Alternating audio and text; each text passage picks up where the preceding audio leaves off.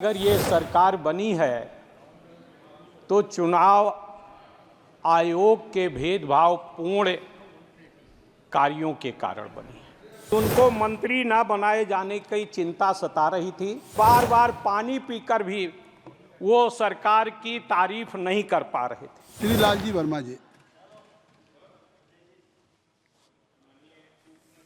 सभापति जी, मैं आपका आभारी हूँ कि आपने मुझे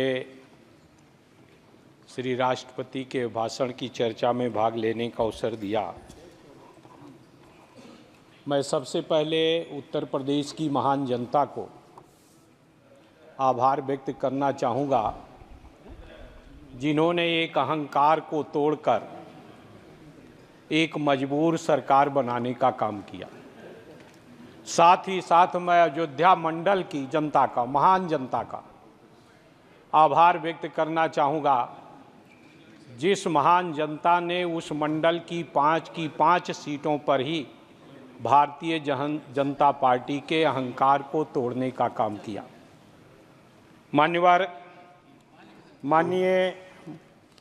माननीय श्री राष्ट्रपति जी के द्वारा सरकार ने जो अपना बात रखी, चुनाव आयोग पर आभार व्यक्त किया।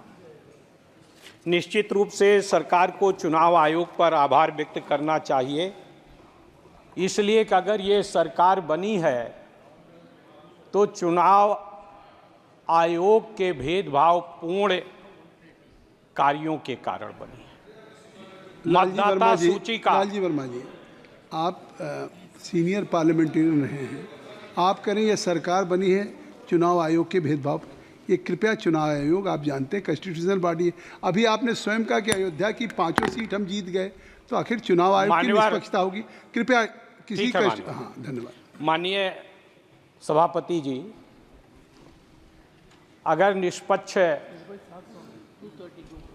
चुनाव हुआ होता, मशीनरी का दुरुपयोग ना होता, जगह जगह खुलेआम धन और दारू का प्रयोग न हुआ होता, तो अकेले उत्तर प्रदेश में 20 सीटें और इंडिया गठबंधन की आती।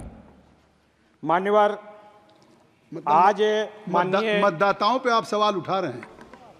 माननीय सभापति जी, आज निष्पक्ष नहीं हुआ। मान्यवर, जिस तरह से आज 10 साल से भारतीय जनता पार्टी की सरकार चल रही है, जो वादा किया था 2014 में, उस वादे पर पूरी तरह से ये सरकार फेल हुई है। वादा था महंगाई को समाप्त करने का, वादा था बेरोजगारी को समाप्त करने का, लेकिन इस सरकार ने दिया क्या है? मान्यवर, श्री प्रधानमंत्री जी की सरकार ने आम जनता के लिए महंगाई की गारंटी दिया, छात्रों के लिए पेपर लीक की गारंटी दिया, युवाओं के लिए बेरोजगारी की गारंटी दिया, यात्रियों के लिए हादसों की गारंटी दिया, किसानों के लिए कर्ज दार बनाने की गारंटी दिया, छोटे उद्योगों के लिए बर्बादी की गारंटी दिया, और साथ ही साथ बाबा साहब भीमराव अंबेडकर के अथक प्रयासों से अनुसूचित जात, अनुसूचित जनजात को आरक्षण मिला।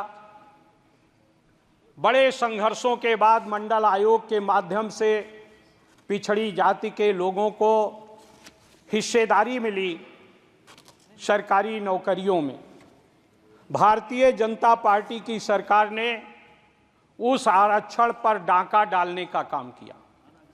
विभिन्न वर्गों के आरक्षण का लाभ न मिलने पावे, इसलिए निजीकरण करने का काम किया, और जो नौकरियां बची भी हैं, उस आरक्षण पर नॉट फाउंड सुटेबल की गारंटी देने का काम भारतीय जनता पार्टी की सरकार ने किया। किसानों को न्यूनतम समर्थन मूल्य का लीगल गारंटी नहीं दिया। माननीय अनुराग ठाकुर जी द्वारा लगभग 1 घंटे से ज़्यादा का समय लेकर धन्यवाद प्रस्ताव प्रस्तुत किया गया, लेकिन उनकी बात से ये झलक रहा था कि उनको मंत्री ना बनाए जाने की चिंता सता रही थी और इसलिए बार बार पानी पीकर भी वो सरकार की तारीफ नहीं कर पा रहे थे। मान्यवर, आज जो आरक्षण है ओबीसी का पूरी तरह से विभिन्न संस्थाओं में इस भारतीय जनता पार्टी की सरकार ने खत्म किया है। उत्तर प्रदेश में 34 विश्वविद्यालय हैं।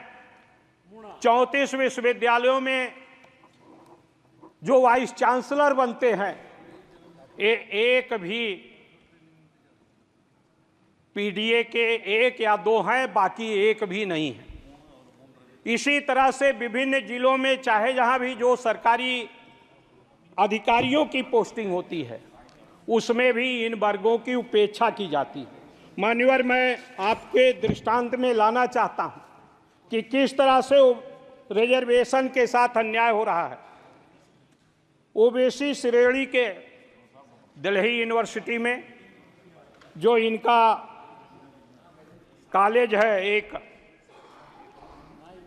ओबीसी श्रेणी के लिए बुलाए गए भर्तियों की संख्या 377 थी और उसमें मान्यवर जो क्वालिफाइड थे और 377 लोगों के इंटरव्यू के बाद कुल विज्ञापित पद अनरिजर्व्ड 1, ओबीसी के लिए 1, ईडब्ल्यूएस के लिए 1 और ओबीसी का पद जो दिखाया गया 377 एलिजिबल थे और उसके बाद उसमें लिख दिया गया नॉट फाउंड सुटेबल, यानी 377 लोगों में से एक भी श्री राम कॉलेज में सुटेबल नहीं थे और उन्हीं विद्यालयों से पढ़े हुए, दिल्ली यूनिवर्सिटी से पढ़े हुए पीएचडी नेट क्वालिफाइड लोगों में से एक भी सुटेबल नहीं पाया। माननीय सदस्य, आपकी मेडिन स्पीच है लेकिन 9 सदस्यों की आपकी पार्टी बस मान्यवर 1-2 मिनट में खत्म, 1-2 मिनट में।